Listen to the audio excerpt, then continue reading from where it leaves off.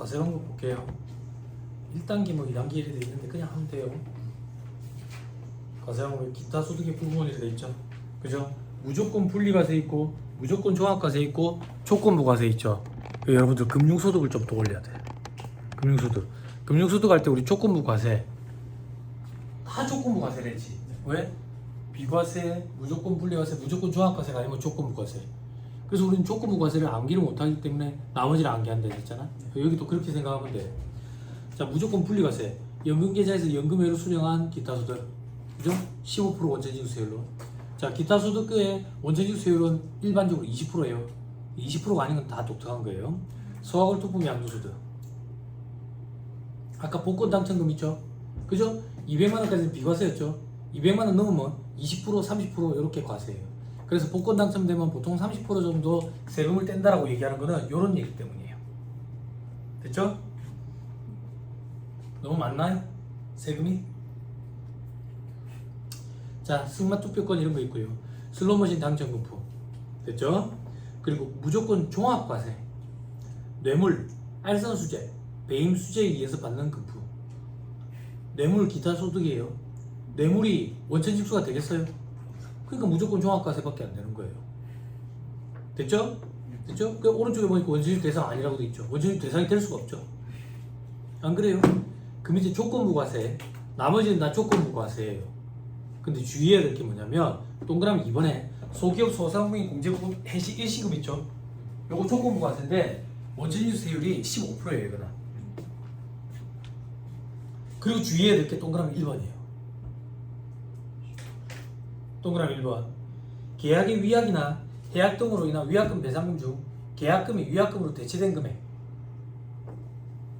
이걸 왜 주의해야 되는데 이게 과거에는 무조건 종합과세였어요. 제가 시험 준비할 때는. 근데 이게 조건부과세로 내려왔어요. 그런데 계약의 위약이나 해약으로 인해서 계약금이 위약금으로 대체될 때는 원천징수를 할 수가 없어요. 그게 원천징수 대상이 아니에요. 원천징수 대상이 아니면 분리과세 여지가 있어요? 없죠? 그럼 무조건 종합과세죠? 근데 조건부과세에 넣어놨어요 지금. 조건부과세. 그럼 분리과세 여지가 있습니까? 아니, 무조건 확정신고해야 돼.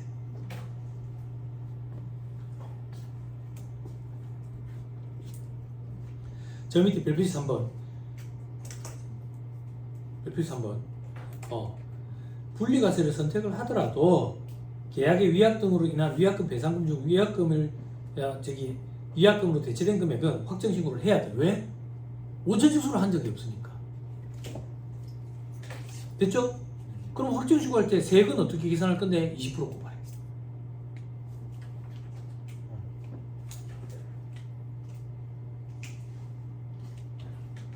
됐어요? 됐나요? 됐어요? 자, 내려잡아. 조교수님이랑 거래를 하는 거야. 내가 양도자야. 양도자. 조교수님은 양수자라고. 저 사람이 내한테 살려고 찾아왔어요. 그래서 계약금을 걸었다고. 얼마? 1,000만 원을 걸었어. 1,000만 원을. 됐어요? 됐나요? 근데 내가 이중계약을 했어. 그래서 계약이 파기된 거야. 그럼 나는 1,000만 원을 돌려줘야지. 그지? 그리고 1,000만 원 또 줘야 된다고. 위약금 명목으로. 됐어요? 지급하는 행위가 있죠? 이건 원천징수를 해야 돼요. 우리 방금 책에서 본 건 뭐예요? 이게 아니에요. 지금 우리 방금 책에서 본 거는 요거예요. 내려봐.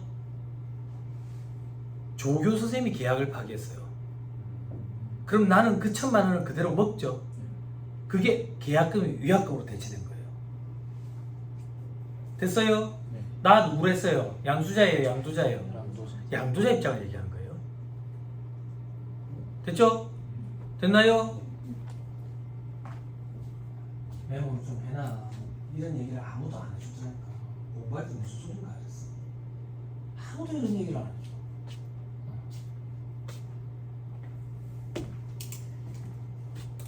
그럼 봐봐.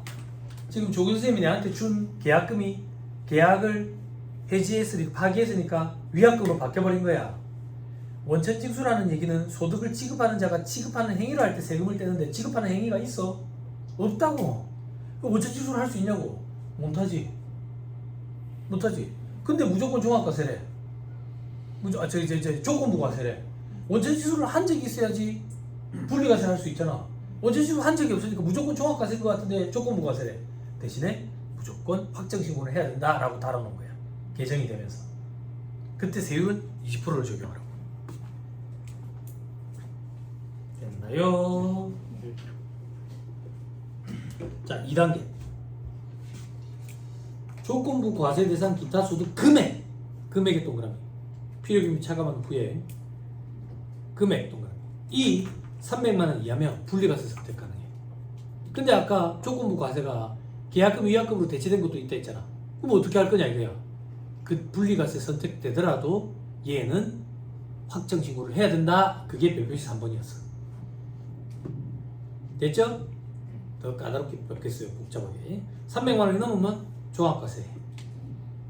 우리 시험에 계산 문제 이게 등장한 적이 있어. 조건부가 분리과세 선택하는 게 유리한지 아니면 종합과세 선택하는지 유리한지 세율 구간 어디 적용받는지 가지고. 됐죠? 어디 나올 거예요. 자, 다음 페이지. 기타 소득 과세 방법. 자, 무조건 분리과세 있고 무조건 종합과세 있네. 그리고 조건부 과세에 계약금, 위약금으로 대체된 게 있다고요. 조건부 과세 합치니까 기타 소득 금액이 300만 원이네. 300만 원 이하면 분리과세 선택 가능하지. 그죠? 그렇지만 계약금, 위약금으로 대체된 금액은 확정 신고를 해야 된다고. 됐죠? 그때 확정 신고할 때 세율은 20%를 적용하래. 그 밑에 경우 2번 봐봐. 경우 2번 보니까 조건부 과세 합치니까 300만 원이 넘네. 그러면 무조건 종합과세지. 그지? 됐어요? 됐죠? 그런데 그 밑에 보면 기납부 세액으로 차감해주는 원천징수 세액. 원천징수 된 금액이 있으면 기납부 세액으로 차감하잖아요. 원천징수 할 때 계약금, 위약금으로 대체된 금액. 요거는 원천징수 대상이 아니지. 나머지가 원천징수 대상인데 원천징수 대상 원칙은 20%라 했지. 그런데 소기업 소상공인 공제부금 그거는 해지시금은 15%라 했고. 됐나요? 네. 됐죠? 요런 게 우리 시험에 나오는데 매년 등장하는 그 정도는 아니야. 네? 그래서 기타 소득 파트도 수험생들이 일반적으로 소득의 구분과 필요금표 위제 규정 정도 완벽하게 준비해서 간다. 됐죠? 됐나요? 300만 원 초과 여부를 가지고 종합과세 대상인지 선택적 분리과세 대상인지 여부 판단 이런 문제가 등장하면 수험생들이 다른 것부터 푼다. 익숙치가 않아가지고. 됐죠? 자, 다 했습니다. 2-132페이지. 원천징수 기타 소득 금액의 원천징수 세율을 곱한다. 원칙은 20%다. 근데 아까 뭐 15%짜리도 있고 30%짜리도 있고 막 그랬다. 원천징수 제외 대상 뇌물 원천징수 못하지. 계약금, 위약금으로 대체되는 거 대체될 때 어떻게 원천징수를 해? 지급하는 행위가 안 일어나는데. 그 밑에 참고서만 봉사료 원천징수 세율 5%. 어떤 경우에 원천징수 하는데 동그라미 2번 구분 기재한 봉사료 금액이 20%를 초과할 때. 됐죠? 됐죠? 그래서 일반적으로 호텔 커피숍이라든지 이런 데 가면 봉사료가 다 20%야. 20%면 20% 초과에 해당 안 하니까 원천징수 문제가 안 생기는 거지. 됐죠? 그죠? 20% 초과되는 경우는 대부분 다 술집 접대 그런 경우. 됐죠? 다 했습니다. 다음 페이지 정리는 여러분들이 하는 거예요. 눈으로 봐요. 원천징수 대상 금액 금전소득 했죠? 사업소득, 근로소득, 예금소득, 기타소득 다 했다고. 그죠? 이게 정리라고 표현하면 안 돼. 복습 이렇게. 복습은 여러분들이 하는 거. 그죠? 그 밑에 정리 말고 복습. 그죠? 넘어가세요. 복습이 많네. 2-135페이지 종교인 소득은 제가 해줘야지. 자, 요거부터 종교인 과세를 안 하고 있었거든. 안 했더니 이제 말이 많은 거야. 과세를 해야 되지 않겠냐. 그러니까 누구를 종교인 어떤 사람들을 과세해야 되는데 어떤 사람들 수년 전부터 그런 움직임이 있었는데 반발이 부딪혀가지고 과세를 못 하고 있었어. 어디 반발이 부딪혔는데 조선왕조 500년, 유교 500년, 통일신라 1000년, 불교 1000년. 근데 기독교가 판진다. 농교에서 교회 땡기세요. 사탄은 아니에요. 그게 오타가 되게 많죠. 그렇지만 사탄은 아니에요. 사탄 저는 모든 종교를 다 제 포용해요. 다 아우른다고. 그래서 실제 군대에 있을 때 기독교도 갔다가 천주교도 갔다가 불교도 갔다가 다 갔어요. 기독교의 그 집사님이 진행하시는 거 타이핑도 쳐서 도와드렸고요. 그죠? 상상도 안 되죠? 성가대도 했었어요. 성가대. 라면을 주기 때문에. 그리고 불교 와서 수계도 받았고요. 저기 천주교 가지고 세례가 그것도 받았어요. 저는 열려 있어요. 열려 있는데 훔치 증상도 이런 건 안 좋아해요. 훔치 무리할 것 같아. 길에서 보면은 뭐 도를 아시느냐고 알고 싶지 않아요. 알고 싶지 않아요.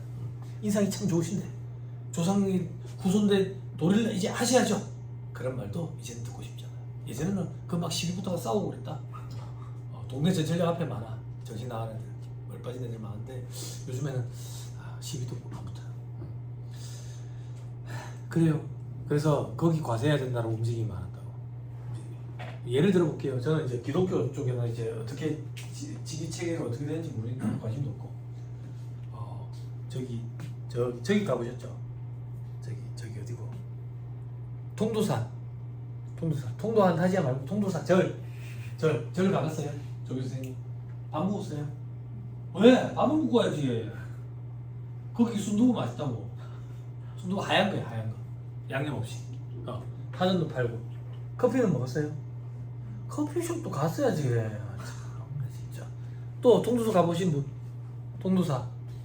밥 먹고 왔어요? 밥 먹고 왔어요? 그 식당이 통도사에서 운영하는 식당이에요. 그 커피숍이 통도사에서 운영하는 커피숍이고.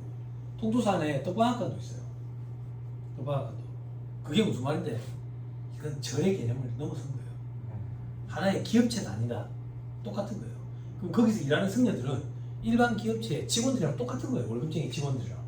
그 사람들을 과세하려고 나온 거예요. 그래서 지금부터 살펴볼 건데 일반 월급쟁이 근로소득자들이랑 똑같이 과세해요. 똑같이 과세한다. 자, 그래서 종교인 소득은 원칙적으로 기타 소득으로 구분한다. 어떻게? 총 수익 금액에서 필요기비를 뺀다 하더라. 필요경비는 입증할 수 있는 필요경비를 빼면 되는데 입증을 못하더라도 최소 필요경비 의지해주는 규정이 있더라. 그 규정이 어디 있는데 2-126페이지 별표지 4번 확인했어요? 아직 시험에 등장한 적은 없지만 등장한다면 이 구간이 꼭 주어질 거다. 근로소득 공제처럼 라는 게 대부분의 공통된 견해예요. 그죠? 이렇게 얘기해줬는데 해마다 수험생들 보면 이걸 암기하는 수험생들이 있어요. 그죠? 그럴 때 이제 제가 바로 느끼는 거죠. 저런 애들이 안 되는 애들이구나. 저런 애들은 이제 아마 다른 공부 쪽으로 가도 안 될 거야. 공부랑은 좀 안 맞는 거지. 있어. 그런 애들이 어떤 애들이냐면 뭐가 중요한지 판단을 못하는 애들이 있어. 뭐가 중요한지. 정말 그래. 정말 그래. 애들뿐만 아니라 보고 있으면 안타깝지. 그런 걸 우리는 이제 공부를 할 줄 모른다라고 얘기하는 거야. 자, 다시 돌아와가지고 수입 시기 지급받은 날 과세 최저한 이것도 똑같네. 그죠? 종합과세 여부 똑같네. 밑에 예외. 만약에 근로소득으로 원천징수를 했대. 그래야 신고를 했대. 그러면 근로소득으로 봐버리겠대. 그럼 어떻게 되는데? 1900에서 근로소득공제 빼는 거지.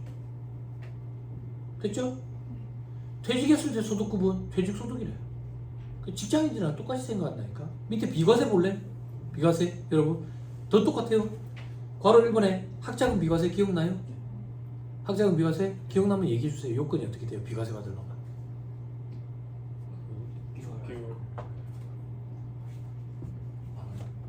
6개월이 중요하던 거예요. 실제 직장생활 해봐야 6개월 이상 못 줘요. MBA 과정도 4개월이 됐잖아요. 뭐가 중요해요? 업무 관련된 교육이냐. 그지? 그게 중요하지. 그래서 회사의 지급기준에 따라 지급을 하고 그 교육기간이 6개월을 넘는 경우에 교육기간을 초과해서 근무할 것을 조건으로 해야 돼. 그런 경우에 학자금이 비과세를 냈다. 됐죠? 그 밑에 괄호 2번 동그라미 1번 식사, 음식물, 식대 동그라미 2번 식대 20만원 비과세 똑같죠? 암기할 필요도 없어. 또 괄호 3번에 동그라미 1증료, 숙증료 동그라미 2번 이건 뭐겠어? 자기 차례 먼저 보조금. 됐죠? 자, 그 다음에 동그라미 3번 봐봐. 요게 문제야. 종교 관련 종사자가 소속 종교단체의 규약 또는 소속 종교단체의 의결기구의 의결 승인 등을 통해서 결정된 지급 기준에 따라 통상적으로 사용할 목적으로 지급받은 금액 물품, 통상적으로 사용하거나 지급될 물품으로서 의결이 됐대. 그럼 비과세 되는 거야. 비과세. 이 규정 때문에 난리가 났던 거야. 종교인 과세할 거라고 규정 만들어 놓고 이 규정이 있으면 실질적으로 과세가 되겠냐고. 과세가 안 되지. 그지? 다음 페이지. 천재지변 그 밖에 제 괄호 4번 배우자 출산 6세 이하 자녀 보육비 됐죠? 괄호 5번 사택 제공이 됐죠? 밑에 원천징수 여부의 선택 기타 소득으로 원천징수해. 근데 근로소득 원천징수 하면 근로소득으로 봐버린다고. 그럼 연말정산도 이루어지는 거야. 됐지? 그 밑에 질문조사한 거 세무공무원 질문조사 시 종교인 소득에 대해서는 종교단체 장부 서류 그 밖에 물건 중에서 종교인 소득과 관련된 부분에 한해서 조사하거나 제출을 명하도록 할 수 있대. 됐어요?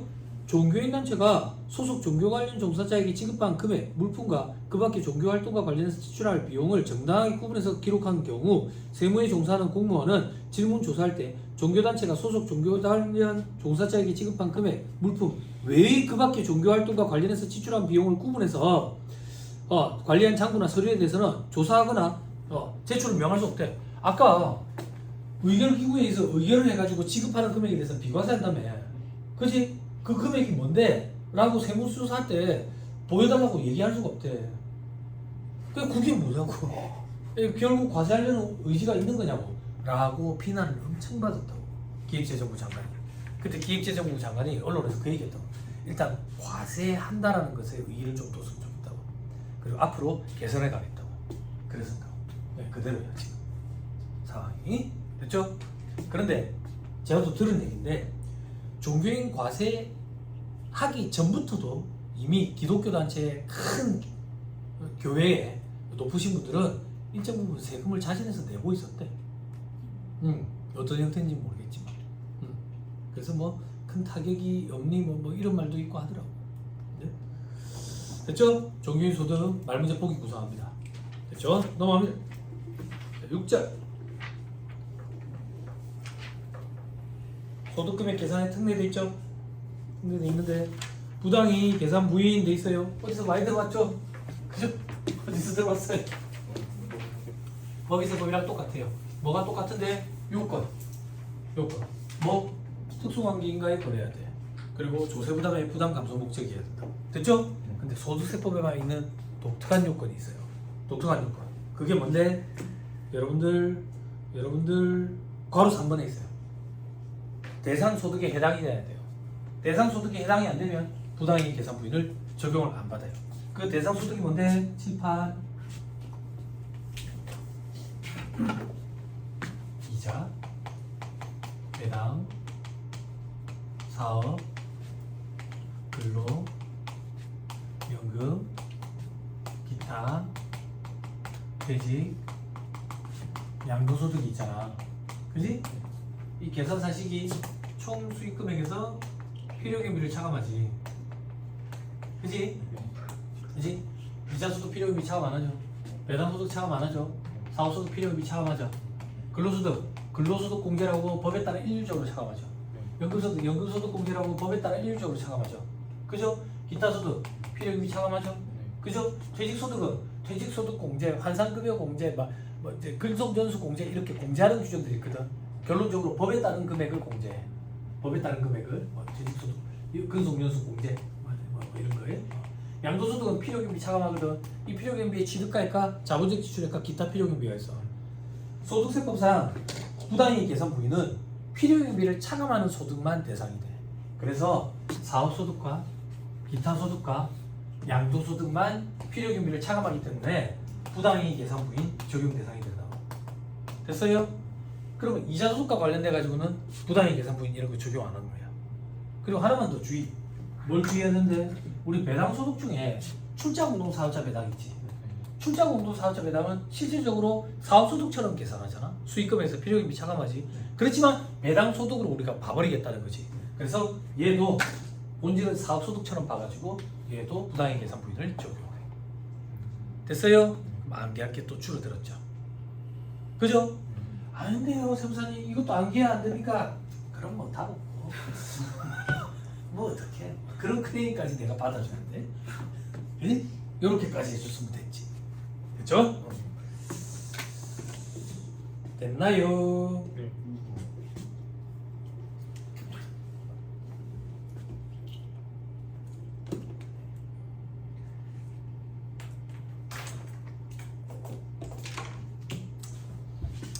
자, 가로 2번. 조세 부담을 부당하게 감소시켜야 돼. 동그라미 이거 원칙에 눈으로 한번 쓱 봐봐. 됐지? 법인세법이랑 똑같지? 그치? 이제 자 동그라미 2번 특례 소득세법에만 있는 규정.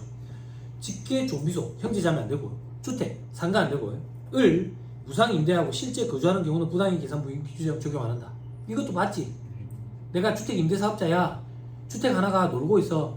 부모님 거기 사시라 했다고. 그래 내가 임대소득 저기 임대료 안 받았어. 그럼 부당의 계산 부인이냐? 그걸 적용하면 나는 인종지발자 쌍놈을 시키려 했잖아. 기억나요? 내 강의 특징이라고. 절대 안 배웠다라고 발뺌을 못해. 근데 이게 또 부작용도 있다. 인종지발자 쌍놈을 시키는 생각이 나는데 뭐 할 때 그 얘기를 했는지 기억이 안 나. 그러면 전 세계 최악인 거야. 안 그래? 그지? 농담만 기억나면 안 된다고요. 그죠? 그거는 부당의 계산 부인으로 보지 않는다. 다만 주택 관련 경비는 필요 경비 불사해. 당연하지. 아버지 무상으로 사시라 하고 거기 경비를 내 임대 사업자에다가 필요 경비로 넣으면 안 되지. 당연하지. 그지? 오케이. 됐습니다. 넘어갑니다. 다음 페이지. 공동사업의 경우 소득금액 계산 특례되어 있는데 요거 시간이 요즘 뛰네요. 밥 먹읍시다. 밥 먹고 나고 오후에 다시 또 하죠.